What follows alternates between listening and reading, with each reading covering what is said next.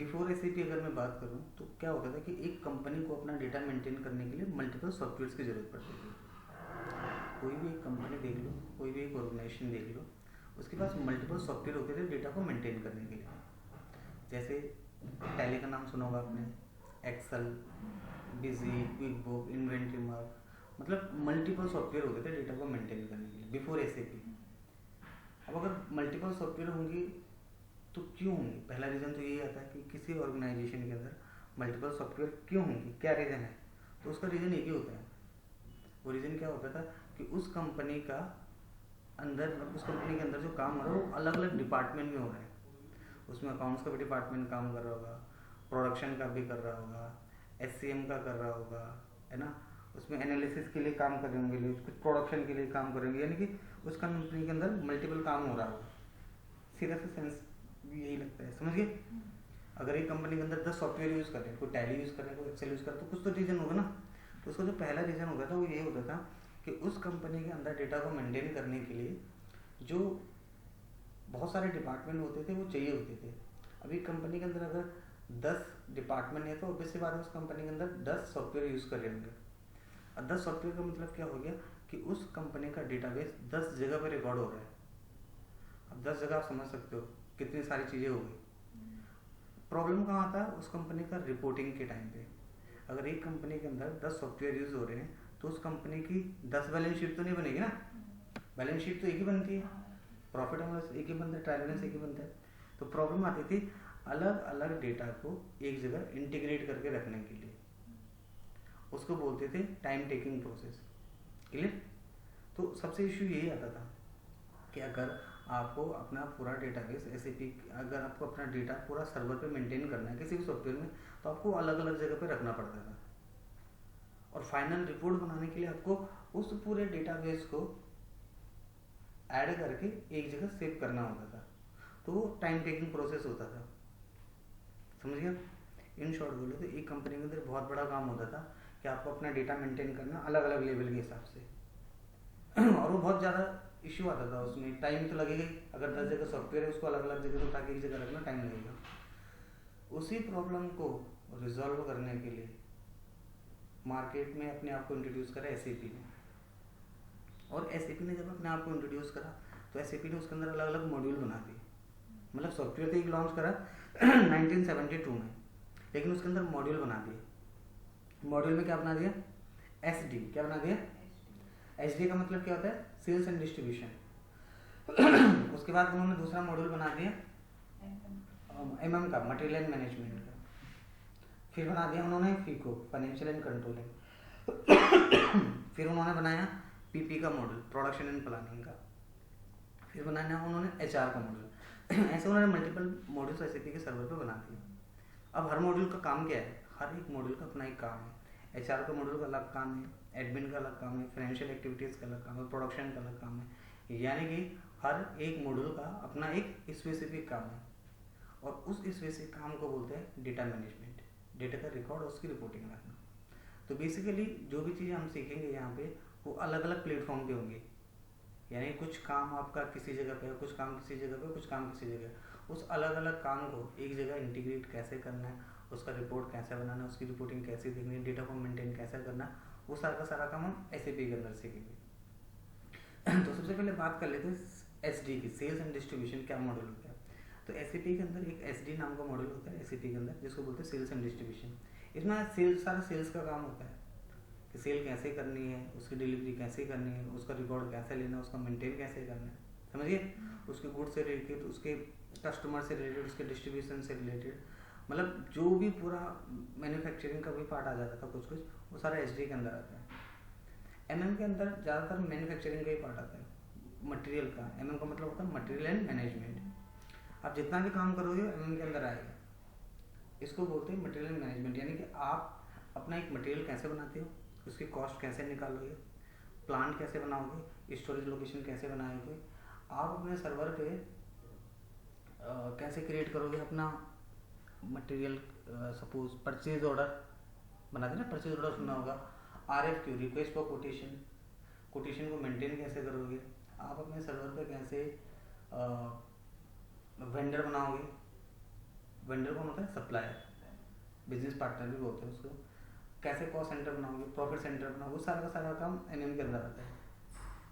PP का मतलब होता है प्रोडक्शन एंड प्लानिंग, जितना भी प्रोडक्शन का काम है। पीपी प्रोडक्शन का मतलब क्या हो गया कि आप एक प्रोडक्ट की कॉस्ट निकालते हो।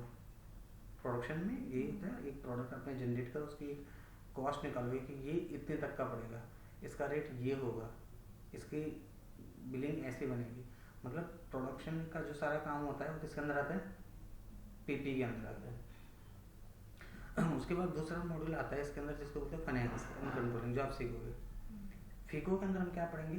GST, TDS, bank reconciliation, budgeting, chart of account, tolerance, और आप सीखोगे इसके अंदर assets accounting, integration, interest calculation, terms of payment. तो एफआईसीयू बहुत बड़ा मॉड्यूल है। सबसे बड़ा मॉड्यूल ही एफआईसीयू फीको है। तो फीको के अंदर सबसे ज़्यादा एक्टिविटीज़ होती है। एक अकाउंटेंट को सब आना चाहिए। अगर आप अकाउंटेंट के लिए तैयारी कर रहे हो कि मुझे एज अकाउंटेंट काम करना है, बड़ी ऑर्गेनाइजेशन में जाना है, एक एमएनसी में जाना है, एक हाई लेवल की कंपनी में जाना है, तो आपको बहुत अच्छे से इसकी ट्रेनिंग लेनी पड़ेगी।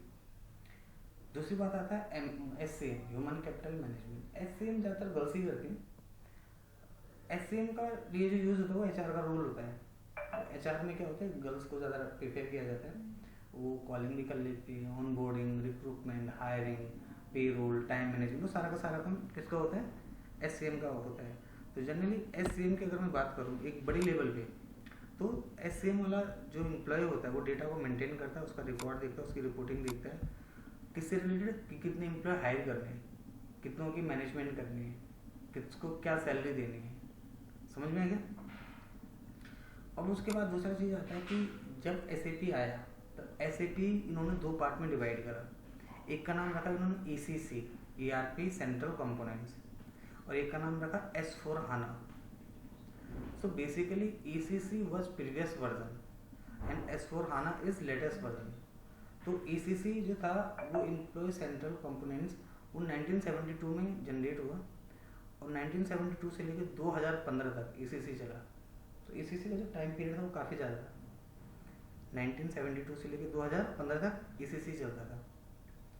उसके बाद आया S4 HANA, suites for HANA. Suites for HANA का मतलब होता है उसका अपना खुद का एक रिलीज हुआ, एससीपी का नया वर्जन, अपडेटेड वर्जन। जैसे होता है ना फ़ोन होता है कि पहले 13 आया, फिर 14 आया, फिर 15 आया, तो उसका अपडेशन ही होगा। सब कुछ वही चीज़ें होंगी उसके अंदर, कैमरा भी होगा, गैलरी होगी, ब्लूटूथ होगा, सब कुछ होगा। बस जो चीज़ें थी थोड़ा उनको बढ़ा देंगे, तो चीज़ें वही थी। ऐसे ईसीसी था प्रीवियस वर्जन, उसी का अपडेट वर्जन S4 HANA। तो S4 HANA मतलब होगा सूट्स फॉर हाना। अब कई बार लोग क्वेश्चन पूछ लेते हैं ईसीसी में और हाना में क्या फ़र्क है। इतना ज़्यादा जानने की जरूरत नहीं, बस इतना समझ लो कि ईसीसी वॉज प्रीवियस वर्जन जो कि अब ख़त्म हो चुका है। कब ख़त्म हो चुका है? 2015 में। तो 2015 में ख़त्म हो चुका है, तो उसके बारे में ज़्यादा जानकारी लेके तो कोई फ़ायदा भी नहीं है। अब तो 2024 चल रहा है ना। वो पढ़ेंगे जो लेटेस्ट है। तो हम बात करेंगे इस पर S4 HANA की। S4 HANA में क्या है? Basically SAP S4 HANA is updated version. यानी कि जो हम इसके अंदर पढ़ेंगे बिजनेस ब्लूप्रिंट कैसे जनरेट करते हैं, टीम को रियलाइजेशन के लिए सॉफ्टवेयर कैसे दिया जाता है, थोड़ा टेक्निकल वर्ड होंगे, समझने की कोशिश करना।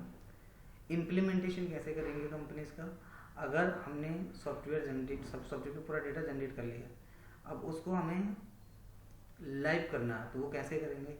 लाइव के दौरान कोई प्रॉब्लम आ रही है डेटाबेस में, वो चेकआउट नहीं हो पा रहा है, उसकी रिपोर्टिंग प्रोफेशनली नहीं बन रही है, तो उसको कैसे सस्टेन करेंगे, उसकी रिपोर्टिंग कैसे देखेंगे, वो सारा का सारा हम S4 HANA में पढ़ेंगे।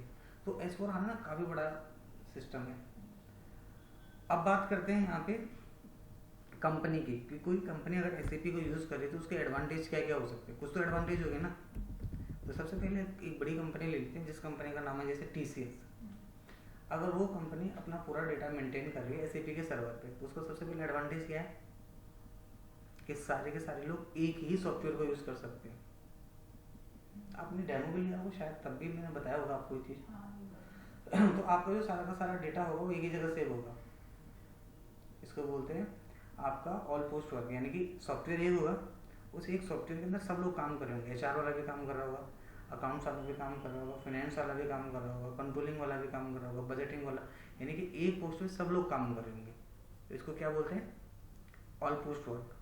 दूसरा काम होता है कोई भी आपके डेटा को आपके सर्वर से डिलीट नहीं कर सकता। ठीक है, ये किसकी बात हो रही है? जिसके पास SAP का सर्वर है। तो मैंने एग्जांपल लिया कि एक बड़ी कंपनी है जिसका नाम है TCS, उसके पास SAP का सर्वर है। तो उसको सबसे पहला एडवांटेज है कि सारे के सारे लोग एक सर्वर पे काम कर रहे होंगे। दूसरा एडवांटेज है कि उसके डेटा को कोई भी डिलीट नहीं कर सकता है। तीसरा जो उसका सबसे बड़ा एडवांटेज है वो होगा कि सिक्योरिटी लेस सॉफ्टवेयर है। सिक्योरिटी लेस सॉफ्टवेयर का मतलब हो गया कि उस पर इतना प्रोटेक्शन है, ऑथराइजेशन होगी तभी आप कुछ कर सकते हो, नहीं तो आप कुछ भी नहीं कर पाओगे, सिर्फ देख सकते हो डेटा को। जैसे आप फेसबुक पे गए, किसी का डेटा देख लिया, उसकी फ़ोटो ना डिलीट कर सकते हो, ना उसकी फ़ोटो को कुछ ब्लर कर सकते हो, कुछ नहीं कर सकते उसकी फ़ोटो, वो जैसा है वैसे रहेगा, है ना।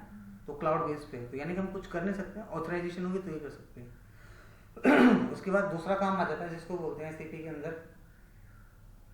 Customer satisfaction. एक कंपनी जब अपना पूरा डेटा मेंटेन करती है तो उसमें कस्टमर सेटिस्फेक्शन सबसे बड़ा पार्ट होता है।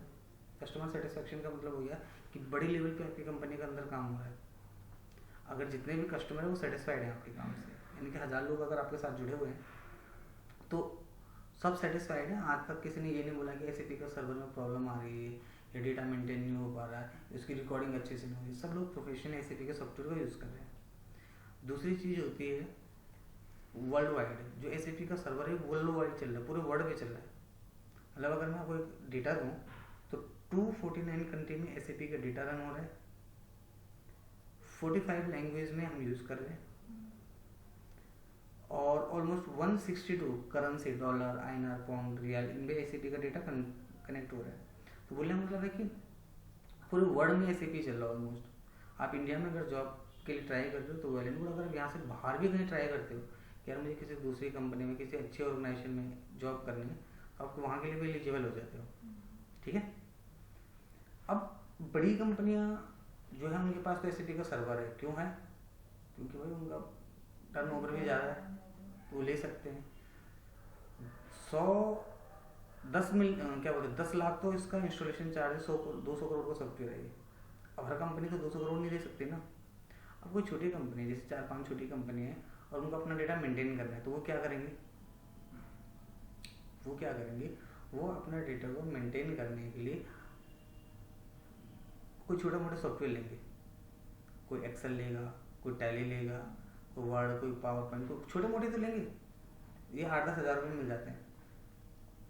अब कंपनी तो अपना डेटा मेंटेन कहीं ना कहीं रखेगी, लेकिन कंपनी ये सोचती है यार मेरा डेटा मैं प्रॉपर कहीं मेंटेन कर रहा हूँ तो कल को मेरा डेटा डिलीट ना हो, चेंज ना हो, तो थोड़ा सा ना अनसिक्योर रहती है अपने डेटा के लिए। मतलब उनको ये लगता है कि मेरा डेटा अगर कहीं डिलीट हो गया तो प्रोटेक्ट करना चाहते हैं उस डेटा को, तो बैकअप लेना चाहते हैं। तो वो क्या चाहते हैं कि हमारा डेटा कभी डिलीट ना हो, सर्वर से प्रॉपर रहे। तो जो छोटी छोटी कंपनियां हैं ये बड़ी कंपनी को अप्रोच करती हैं जिनके पास SAP का सर्वर है कि आप हमारा सारा डेटाबेस अपने सर्वर पे रख दो, इसके जो भी चार्जेस हैं हम देने के लिए तैयार हैं। तो छोटी कंपनियों का डेटा बड़ी कंपनी के ऑर्गेनाइजेशन में डेटा मेंटेन किया जाता है, इसको बोलते हैं इम्प्लीमेंटेशन। क्या बोलते हैं? जो छोटी छोटी कंपनियां होती हैं वो बोलती हैं बड़ी कंपनियों को कि मेरा डेटाबेस आप अपने सर्वर पर रख दो, इसके मैं चार्जेस देने के लिए तैयार हूँ। अब छोटी कंपनियों का डेटा बड़ी कंपनियां रखती हैं। अब रखती कौन है, कैसे, वो मैं बताता हूँ। उसमें पोस्ट होती है। क्या होती है? पोस्ट के हिसाब से काम होता है। सबसे पहले होता है एंड यूज़र, फिर होता है super user, power user, auditor, freelancer, support, solution manager, consultant, project manager. मतलब लगभग 10 टेंटेबली आप मान के चलो 10 पोस्ट होती है SAP के अंदर। End user, super user, power user, auditor, freelancer, support, solution manager, आपका कंसल्टेंट एंड प्रोजेक्ट मैनेजर। हर किसी का अलग अलग काम है। किसका क्या काम है, बड़े ध्यान से सुनना। सिस्टम के अंदर बिल को कंप्यूटराइज करने का काम एंड यूज़र का होता है। जितने भी मैनुअल बिल होंगे, मैनुअल बिल समझते हो ना, जो मैनुअल बिल होंगे उसको सिस्टम के अंदर अगर किसी को रखना है तो वो काम कौन करेगा? उस बिल में अगर कुछ चेक करना है, वेरीफाई करना है, वो उसका काम होगा सुपर यूज़र का। वो बिल को अगर कुछ गलत हो गया, उसमें कुछ चेंज करना है, कुछ डिलीट करना है, तो वो सारा का सारा काम किसका होगा? पावर यूज़र का। उस बिल में कुछ ऑडिट करना है। ऑडिट का मतलब क्या होता है? वेरीफाई करना। वो ऑडिटर होता है ना, वो ऑडिट करते हैं। उस बिल के अंदर शॉर्ट टर्म के लिए कुछ काम करना है तो वो किसका काम होता है, फ्रीलांसर का। और उस बिल में कोई टेक्निकल सपोर्ट चाहिए, बिल में कई बार इश्यू आता है, कोई टिकट रेज होती है, तो उसको हेल्प करने का काम होता है सपोर्ट टीम का। कई बार हेल्प चाहिए होती है, रिक्वायरमेंट स्पेशली, कि उसको ये नहीं पता कि इसमें प्रॉब्लम क्या है। एक तो है कि प्रॉब्लम को पता है तो कोई रिजॉल्व करेगा, बट यही नहीं पता प्रॉब्लम क्या है, तो उसके लिए सॉल्यूशन टीम रखी होती है। उसके बाद दूसरा होता है आपका जिसको बोलते हैं मैनेजर। मैनेजर कौन होता है, जो डेटा को मैनेज करके चलता है। उसके बाद होता है all team support. All team support का मतलब क्या हो गया कि एक कंपनी के अंदर टीम रखी होती है और एक टीम का पार्ट होता है एंड यूजर, सभी ये लोग, अगर इनको कल को कोई प्रॉब्लम आए तो उसको रिजोल्व करने का काम कंसल्टेंट का है, समझिए। यानी कि and user, super user, power user, auditor, कल को किसी को कुछ भी प्रॉब्लम आ रही है तो उस प्रॉब्लम को रिजोल्व करने का काम किसका है, कंसल्टेंट का। तो basically consultant is the backbone of SAP. SAP में जो सबसे बड़ी पोस्ट मानी जाती है वो कौन सी होती है, कंसल्टेंट। उसके ऊपर आता है प्रोजेक्ट मैनेजर। कौन होता है प्रोजेक्ट मैनेजर, जिसको एसडी, पीपी, फीको, एससीएम सारे मॉड्यूल आते हैं। आप जनरली एक ही मॉड्यूल कर रहे हो ना, तो फीको ही कर रहे हो, सब लोग 99% एक ही करते हैं, बट मैंने सारे करे हैं। मेरे को फीको भी आता है, एमएम भी आता है, एसडी भी आता है, पीपी भी आता है, एससीएम भी आता है। तो मैं एज अ प्रोजेक्ट मैनेजर के लिए 100% एलिजिबल हूँ। तो बोलने का मतलब है कि अगर आप बड़ा कुछ करना चाहते हैं तो एक तो सभी कर रहे हैं, मैं सुबह से शाम तक बच्चों को पढ़ा रहा हूँ, आपने देखा ही होगा। फिर कंपटीशन बढ़ जाता है। कंपटीशन कहाँ बढ़ता है, जहाँ हम आसान चीज़ें चुनते हैं, अपना फील्ड चुनते हैं। तो आप इतने से हज़ारों लोग करेंगे उस चीज़ को तो कंपटीशन खुद ही बढ़ गया। लेकिन उस कंपटीशन से अगर आपको अलग होना है तो आपको फिर एक दो चीज़ें और एक्स्ट्रा करनी चाहिए। ठीक है, देखो बीए, बीकॉम, एमकॉम ये सब तो, ग्रेजुएशन मास्टर तो कोई ऐसा नहीं होगा जिसने नहीं करा, समझिए ना। सब लोगों ने ग्रेजुएशन करी, हर लोगों ने मास्टर करा है, बस यही खत्म कर देते हैं। बस मास्टर खत्म, अब मास्टर हो गया, बस ठीक है, बहुत है, इतना पढ़ लिख गया बच्चे। अब जॉब के लिए तो जरूरत ही और चीज़ों की थी। तो वो क्या करता है, कोई भी आज की डेट में अपने आप को एजुकेशनली ज़्यादा क्वालिफाइड करता है, प्रोफेशनली नीचे रह जाते हैं, वो गलत है। हाँ, हाँ, degree just piece of paper ना। प्रॉब्लम ये है कि लोगों को इसके बारे में ज़्यादा अवेयरनेस नहीं है। तो मेरा क्या मानना है कि अगर जब आप इसको सीख रहे हो, थोड़ा सीखते रहो, फिर बाद में इसको दूसरा भी करना, तीसरा भी करना। मेरे को देखो ना, मेरे को Excel, Tally, GST, banking, ITI, share market सब आता है। Advance Excel, VBA, macros, access, SQL, power BI, Tableau, सारी चीज़ें आती हैं।